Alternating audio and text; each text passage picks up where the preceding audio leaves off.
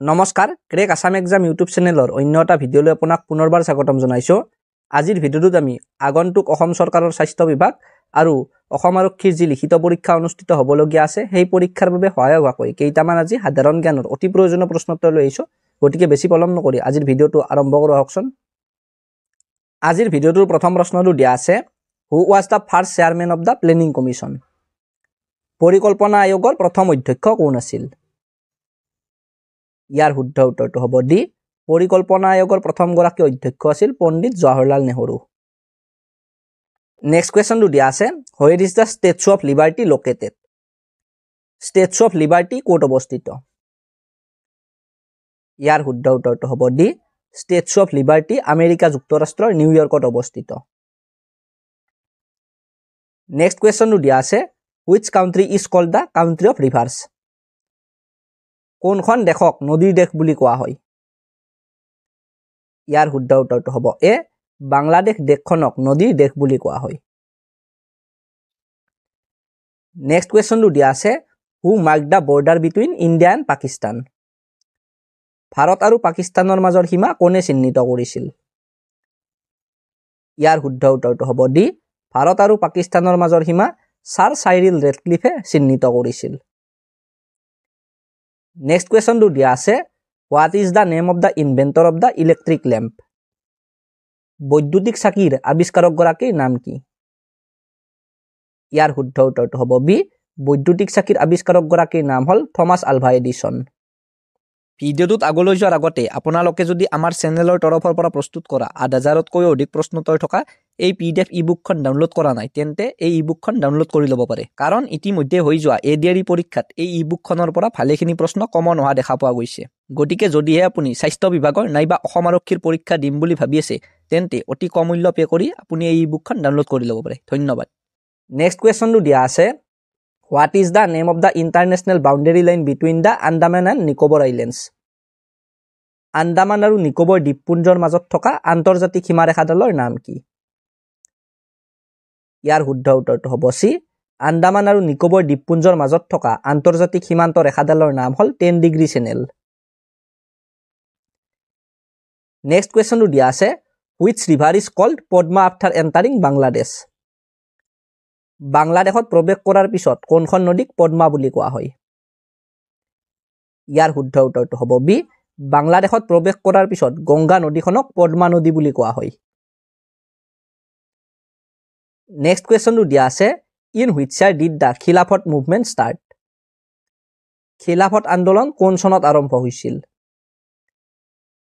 ইয়াৰ শুদ্ধ উত্তৰটো হ'ব ডি। 1919 চনত খিলাফত আন্দোলন আৰম্ভ হৈছিল। নেক্সট কুৱেশ্যনটো দিয়া আছে, what is the name of the largest tributary of the Ganga river? Ganga নদীৰ সৰ্ববৃহৎ উপনদীখনৰ নাম কি? ইয়াৰ শুদ্ধ উত্তৰটো হ'ব বি। গংগা নদীৰ সৰ্ববৃহৎ উপনদীখনৰ নাম হ'ল যমুনা নদী। নেক্সট কুৱেশ্যনটো দিয়া আছে, where is the headquarters of UNESCO located? ইউনেস্কোৰ মুখ্য কাৰ্যালয় ক'ত অৱস্থিত? ইয়াৰ শুদ্ধ উত্তৰটো হ'ব বি। ইউনেস্কোৰ মুখ্য কাৰ্যালয় ফ্ৰান্সৰ পেৰিছত অৱস্থিত। নেক্সট কুৱেশ্যনটো দিয়া আছে, what is the metal found in pure form in the earth's crust? পৃথিৱীৰ খোলাত বিশুদ্ধ ৰূপত পোৱা ধাতুটো কি? ইয়াৰ শুদ্ধ উত্তৰটো হ'ব ডি। পৃথিৱীৰ খোলাত বিশুদ্ধ ৰূপত পোৱা ধাতুটো হ'ল প্লেটিনাম। নেক্সট কুৱেশ্যনটো দিয়া আছে, Shri Shri Batadrava Than is located in which district of Assam? Shri Shri Batadrava Than অসমৰ কোনখন জিলাত অৱস্থিত? ইয়াৰ শুদ্ধ উত্তৰটো হ'ব চি। শ্ৰী শ্ৰী বটদ্ৰৱা থান অসমৰ নগাঁও জিলাখনত অৱস্থিত। নেক্সট কুৱেশ্যনটো দিয়া আছে, what was the name of the player who bowled the first ball in world cup cricket? বিশ্বকাপ ক্ৰিকেটত প্ৰথম বল কৰা খেলুৱৈগৰাকীৰ নাম কি আছিল?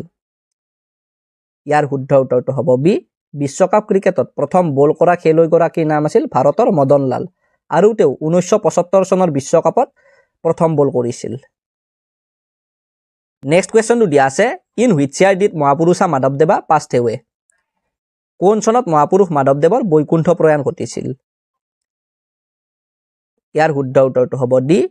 1596 খ্ৰীষ্টাব্দত মহাপুৰুষ শ্ৰী শ্ৰী মাধৱদেৱৰ বৈকুণ্ঠ প্ৰয়াণ ঘটিছিল। নেক্সট কুৱেশ্যনটো দিয়া আছে what was the name of Zubeen Garg's first album Zubeen গাৰ্গৰ প্ৰথম এলবামটোৰ নাম কি আছিল ইয়াৰ শুদ্ধ উত্তৰটো হ'ব এ জুবিন গাৰ্গৰ প্ৰথম এলবামটোৰ নাম আছিল অনামিকা আৰু এই এলবামটো 1992 চনত মুক্তি লাভ কৰিছিল নেক্সট কুৱেশ্যনটো দিয়া আছে where is the largest dry fish market in Asia located Asia মহাদেশৰ ভিতৰত বৃহত্তম শুকান মাছৰ বজাৰখন ক'ত অৱস্থিত ইয়াৰ শুদ্ধ উত্তৰটো হ'ব সি এছিয়া মহাদেশৰ ভিতৰত বৃহত্তম শুকান মাছৰ বজাৰখন অসমৰ মৰিগাঁও জিলাৰ জাগিৰোডত অৱস্থিত নেক্সট কুৱেশ্যনটো দিয়া আছে how many seconds should it take to sing the Indian national anthem properly ভাৰতৰ ৰাষ্ট্ৰীয় সংগীতটো কিমান সময়ত গাই শেষ কৰিব লাগে ইয়াৰ শুদ্ধ উত্তৰটো হ'ব এ ভাৰতৰ ৰাষ্ট্ৰীয় সংগীতটো 52 ছেকেণ্ড সময়ত গাই শেষ কৰিব লাগে নেক্সট কুৱেশ্যনটো দিয়া আছে where in India did Mahatma Gandhi first start Satyagraha Mahatma গান্ধীয়ে ভাৰতৰ কোন ঠাইত প্ৰথমে সত্যাগ্ৰহ আৰম্ভ কৰিছিল ইয়াৰ শুদ্ধ উত্তৰটো হ'ব সি মহাত্মা গান্ধীয়ে ভাৰতৰ বিহাৰৰ চম্পাৰণত প্ৰথমে সত্যাগ্ৰহ আৰম্ভ কৰিছিল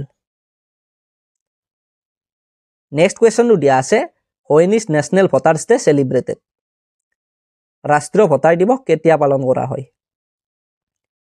ইয়াৰ শুদ্ধ উত্তৰটো হ'ব সি প্ৰতি বছৰে 25 জানুৱাৰী তাৰিখটোত ৰাষ্ট্ৰীয় ভোটাৰ দিৱস পালন কৰা হয় নেক্সট কুৱেশ্যনটো দিয়া আছে when was the Muslim League formed Muslim league কেতিয়া গঠন কৰা হৈছিল ইয়াৰ শুদ্ধ উত্তৰটো হ'ব এ 1906 চনৰ 30 ডিচেম্বৰ তাৰিখে মুছলিম লীগ গঠন কৰা হৈছিল নেক্সট কুৱেশ্যনটো দিয়া আছে Ayodhya is located in which state Ayodhya কোনখন ৰাজ্যত অৱস্থিত ইয়াৰ শুদ্ধ উত্তৰটো হ'ব বি অযোধ্যা ভাৰতৰ উত্তৰ প্ৰদেশ ৰাজ্যখনত অৱস্থিত নেক্সট কুৱেশ্যনটো দিয়া আছে when was Kushal Konwar hanged কুশল কোঁৱৰক কেতিয়া ফাঁচি দিয়া হৈছিল ইয়াৰ শুদ্ধ উত্তৰটো হ'ব এ 1943 চনৰ 15 জুন তাৰিখে কুশল কোঁৱৰক ফাঁচি দিয়া হৈছিল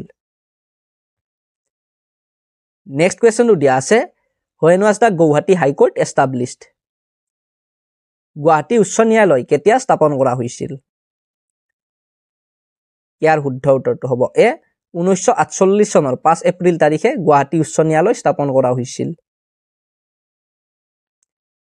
নেক্সট কুৱেশ্যনটো দিয়া আছে what is the name of the tomb of Mahatma Gandhi Mahatma গান্ধীৰ সমাধিস্থলৰ নাম কি ইয়াৰ শুদ্ধ উত্তৰটো হ'ব এ মহাত্মা গান্ধীৰ সমাধিস্থলৰ নাম হ'ল ৰাজঘাট নেক্সট কুৱেশ্যনটো দিয়া আছে when was demonetization enforced in India ভাৰতত কেতিয়া বিমুদ্ৰাকৰণ বলবৎ কৰা হৈছিল ইয়াৰ শুদ্ধ উত্তৰটো হ'ব বি 2016 চনৰ 8 নৱেম্বৰ তাৰিখে ভাৰতত বিমুদ্ৰাকৰণ বলবৎ কৰা হৈছিল আজিৰ ভিডিঅ'টোত এইখিনি প্ৰশ্ন আছিল যদি ভিডিঅ'টো চাই ভাল পালে তেনেহলে ভিডিঅ'টো লাইক কমেন্ট আৰু ভিডিঅ'টো শ্বেয়াৰ কৰি দিব আৰু লগতে যদি আপোনালোকে এতিয়াও আমাৰ ই-বুকখন ডাউনলোড কৰা নাই তেনেহলে ডেসক্ৰিপচনত দিয়া থকা লিংকটোত ক্লিক কৰি অতি কম মূল্য পে কৰি আমাৰ ই-বুকখন ডাউনলোড কৰি ল'ব পাৰে ধন্যবাদ